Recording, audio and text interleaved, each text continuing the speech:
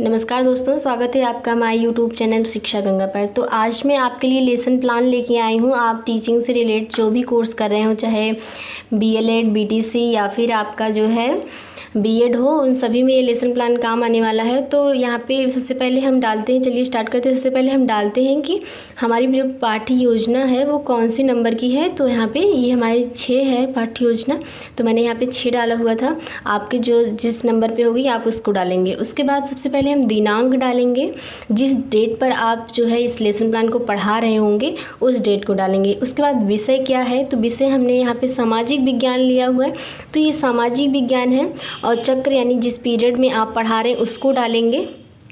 तो और उसके बाद कक्षा, ये कक्षा 1 का लेसन प्लान है, तो यहाँ पे 1 डालेंगे। प्रकरण डालेंगे, प्रकरण है हमारी कक्षा। तो अगर आप प्रकरण डालते हैं उसके नीचे ज़रूर से ज़रूर अंडरलाइन करिए ब्लैक पेन से। उसके बाद अवधि है, अवधि जो है आपकी 30 मिनट होगी। जो मतलब आप जिस विद्यालय में पढ़ा रहे हो उस विद्यालय में कितनी पीरियड की अवधि कितनी है उस हिसाब से आप डालिएगा। इसके बाद चलिए सामान्य उद्देश्य हेडिंग है। सामान्य उद्देश्य जो है आपका सब्जेक्ट से रिलेटेड होता है। आप तीन सामान्य उद्देश्य डालिए कम से कम, और 3 से ज़्यादा हो जाए ठीक है, लेकिन आप 3 से कम सामान्य उद्देश्य ना लिखिए। तो चलिए देख लेते हैं क्या है सामान्य उद्देश्य। छात्रों में सामाजिक विषय के प्रति रुचि जागृत करना, पहला। उसके बाद छात्रों में कल्पना शक्ति का विकास करना, छात्रों में बौद्धिक क्षमता का विकास करना, तीसरा हो गया। और चौथा है छात्रों में जिज्ञासु प्रवृत्ति को प्रोत्साहित करना, और पांचवा है छात्रों में सामाजिक विज्ञान का व्यवहारिक ज्ञान देना। तो ये आपका सामान्य उद्देश्य हो गया जो कि आपका सब्जेक्ट से रिलेटेड था। इसके बाद विशिष्ट उद्देश्य। विशिष्ट उद्देश्य छात्र कक्षा के विषय में जान सकेंगे। ये आपका जो विशिष्ट उद्देश्य होता है आपका प्रकरण से संबंधित होता है, यानी कि आपका जो चैप्टर है उससे संबंधित होता है। तो विशिष्ट उद्देश्य आप कम से कम 3 लिखिए, 3 से ज़्यादा हो जाए तो ठीक है, लेकिन कम से कम 3 यानी 3 से कम ना हो। तो छात्र कक्षा के विषय में जान सकेंगे, और दूसरा है छात्र कक्षा की विशेषताओं के बारे में समझ सकेंगे, और तीसरा है छात्र कक्षा के नियमों का प्रयोग कर सकेंगे। ठीक है।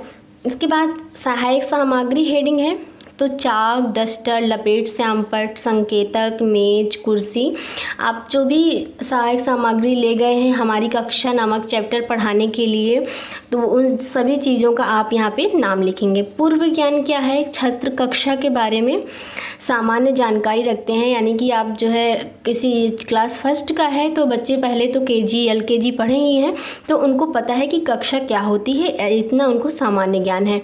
इसके बाद है हमारा इसके बाद है प्रस्तावना प्रश्न। प्रस्तावना प्रश्न में हम जो है नंबर 1 डालेंगे। यहाँ पे कॉलम बनाएंगे, क्रमशः क्रम संख्या डालेंगे। दूसरा कॉलम छात्राध्यापिका क्रिया, तीसरा कॉलम छात्र अनुक्रिया। तो हम प्रस्तावना प्रश्न पूछेंगे। नंबर 1, आप पढ़ने कहाँ आते हैं, तो छात्र अनुक्रिया करेंगे कि हम विद्यालय में पढ़ने आते हैं। दूसरा है विद्यालय में आकर सबसे पहले आप क्या करते हैं, तो छात्र अनुक्रिया करेंगे कि विद्यालय में आकर सबसे पहले हम प्रार्थना करते हैं, यही अनुक्रिया होगी। आप उसी हिसाब से लिखिएगा, बच्चे यही अनुक्रिया करेंगे ही। इसके बाद तीसरा है प्रार्थना करने के बाद कहाँ जाते हैं, आप प्रार्थना करने के बाद कहाँ जाते हैं, ये छात्राध्यापिका बच्चों से पूछेगी। तो छात्र अनुक्रिया करेंगे, प्रार्थना करने के बाद हम कक्षा में जाते हैं। इसके बाद आप पूछेंगे कक्षा में आपको क्या क्या दिखाई देता है। तो देखिए यहाँ पे कुछ बच्चे ऐसे होंगे जो इसका आंसर दे देंगे, परंतु कुछ ही होंगे जो इसका आंसर दे देंगे, परंतु बहुत सारे बच्चे ऐसे होंगे इसका आंसर नहीं दे पाएंगे। तो ये हमारा समस्यात्मक प्रश्न हो जाएगा। आप यहाँ पे समस्यात्मक प्रश्न लिख सकते हैं, या फिर आप इसको डैश करके छोड़ भी सकते हैं।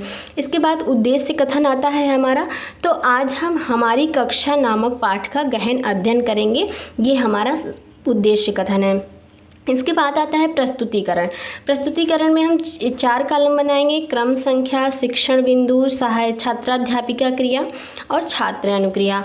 तो हम चलिए स्टार्ट करते हैं। ये हम जो है जब हम अपनी चैप्टर के बारे में पढ़ाने लगते हैं तो यहाँ पे वही सब इंक्लूड किया गया है। तो यहाँ पे स्पष्टीकरण किया गया है कि हम जिस कमरे में बैठे हैं इसमें 2 खिड़कियाँ हैं और काफ़ी संख्या में मेज और कुर्सियाँ हैं। मेज़ पर हम किताब, कॉपी और बैग रखते हैं, कुर्सियों पर हम बैठते हैं।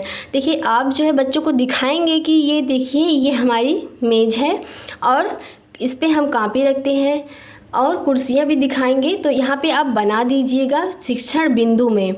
और इसके बाद फिर इतना बताने के बाद हम बच्चों से क्वेश्चन करते हैं, तो वो उसको क्या बोलते हैं, बोधात्मक प्रश्न। तो यहाँ पे बोधात्मक प्रश्न डालेंगे कि जिस कमरे में आप बैठे हैं उसे क्या कहते हैं। आप बोधात्मक पक्ष जो प्रश्न पूछेंगे वो आप जो पढ़ा चुके स्पष्टीकरण में वही पूछेंगे। तो यहाँ पे छात्र अनुक्रिया करेंगे, जिस कमरे में हम बैठे हैं उसे कक्षा कहते हैं। दूसरा क्वेश्चन आप पूछेंगे कुर्सियों पर क्या करते हैं, तो छात्र बोलेंगे कुर्सियों पर हम बैग, कॉपी रखते हैं। स्पष्टीकरण क्या हुआ कि मतलब कि सहायक सामग्री दिखाते हुए। यहाँ पे अब दूसरा पॉइंट हम लोग स्टार्ट करेंगे। दूसरा पॉइंट है कि कक्षा सामग्री का ज्ञान कराएंगे आप उनको। तो स्पष्टीकरण में हम जब ज्ञान करा रहे हैं तो उनको दिखाते हुए, जो आप मेज़, कुर्सी, पेन, पेंसिल जो भी हो, डस्टर, तो वो सब आप दिखाते हुए छात्रों को स्पष्टीकरण करेंगे कि सभी कक्षा में श्यामपट्ट पर चाक से लिखते हैं, एक डस्टर भी होता है। हमारी कक्षा में एक कूड़ेदान होता है जिसमें हम फटे पुराने कागज़ डालते हैं। दीवारों पर चार्ट, मानचित्र लगे होते हैं। और छात्र अनुक्रिया क्या करेंगे, छात्र ध्यानपूर्वक इसको सुन रहे होते हैं। फिर आप बोधात्मक प्रश्न पूछेंगे जितना आप अभी स्पष्टीकरण कर चुके हैं। तो बोधात्मक प्रश्न क्या होगा, श्यामपट्ट पर हम किससे लिखते हैं। छात्र फिर बताएंगे कि हम जो है चाक से लिखते हैं। नंबर 2 है हम फटे पुराने कागज़ किस में डालते हैं, तो हम फटे पुराने कागज़ कूड़ेदान में डालते हैं। ऐसा छात्र अनुक्रिया करेंगे। इसके बाद आ जाता है हमारा श्यामपट्ट कार्य। अगली हेडिंग श्यामपट्ट कार्य। इसमें छात्राध्यापिका द्वारा समय समय पर श्यामपट्ट कार्य किया जाएगा जो बाएं पृष्ठ पर अंकित है। आप ऐसा लिखेंगे और बायां पृष्ठ हमारा ये है। तो आप देखिए यहाँ पे श्यामपट्ट कार्य किया गया है। श्यामपट्ट कार्य पे आप जो है जो क्लास में ब्लैक बोर्ड है वही लिखेंगे और अपनी फाइल में ऐसा एक ब्लैक पेज जो है काट के चिपकाएंगे। यहाँ पे दिनांक डालेंगे, विषय, चक्र, कक्षा, प्रकरण, अवधि। इसके बाद आप जो कुछ भी श्यामपट्ट कार्य किए रहेंगे वो लिखेंगे। जैसे कि जिस कमरे में हम बैठे हैं उसे कक्षा कहते हैं। जब आप स्पष्टीकरण कर रहे होते हैं तो बीच बीच में आप श्यामपट्ट कार्य भी कर रहे होंगे। तो कक्षा सामग्री के बारे में भी आप लिखेंगे। चाक, दूसरा जो हम लोग स्पष्टीकरण किए उसमें ये था चाक, डस्टर, लपेट, श्यामपट्ट, खिड़की, मानचित्र, महापुरुषों की तस्वीर आदि जो है श्यामपट्ट कार्य में लिखेंगे। इसके बाद आता है निरीक्षण कार्य। छात्राओं के लेखन का निरीक्षण कार्य किया जाएगा एवं त्रुटियों का समाधान किया जाएगा। जब आप स्पष्टीकरण कर रहे होते हैं, जब आप ब्लैक बोर्ड पे लिखते हैं तो उसी में छात्र अपनी कॉपियों में भी कुछ चीज़ें नोट करते हैं। तो वही छात्राध्यापिका द्वारा निरीक्षण कार्य किया जाएगा कि छात्र सही लिख रहे हैं या नहीं लिख रहे हैं सही। इसके बाद पुनरावृत्ति क्वेश्चन आएगा। आपके पुनरावृत्ति क्वेश्चन में हम फिर से क्वेश्चन पूछेंगे बच्चों से, आपकी कक्षा में क्या क्या होता है, कक्षा किसे कहते हैं, हम अपनी किताबों, कॉपियों को किस पर रखते हैं। ये मैंने यहाँ पे 3 क्वेश्चन लिखे हुए हैं। अब गृह कार्य आप बच्चों को ज़रूर देंगे। तो यहाँ पे गृह कार्य मैंने खाली स्थान भरिए, छोटे बच्चे हैं तो आप ऐसा ही कुछ गृह कार्य दीजिए। उनको लंबा चौड़ा भाषण लिखने वाला गृह कार्य नहीं देंगे, आप ऐसा ही खाली स्थान मिलान कीजिए, ऐसा ही गृह कार्य देंगे। तो पहला है कक्षा को डाट डाट रखना चाहिए, और दूसरा है हमें कूड़ा डाट डाट में डालना चाहिए। तीसरा है हम कक्षा में बैठकर, यहाँ पे होना चाहिए हम कक्षा में किस पर बैठते हैं, तो यहाँ पे ये रहेगा। इसके बाद आपको इतना कार्य आपको एक पीरियड में करना होगा जितनी आपकी कक्षा की अवधि रहेगी। इस प्रकार से हमारी कक्षा नामक चैप्टर जो है कंप्लीट हो जाएगा। तो दोस्तों वीडियो पसंद आया तो लाइक करिएगा, चैनल को सब्सक्राइब कर लीजिएगा, और आपको जिस चैप्टर का भी लेसन प्लान चाहिए आप कमेंट बॉक्स में कमेंट ज़रूर करिएगा।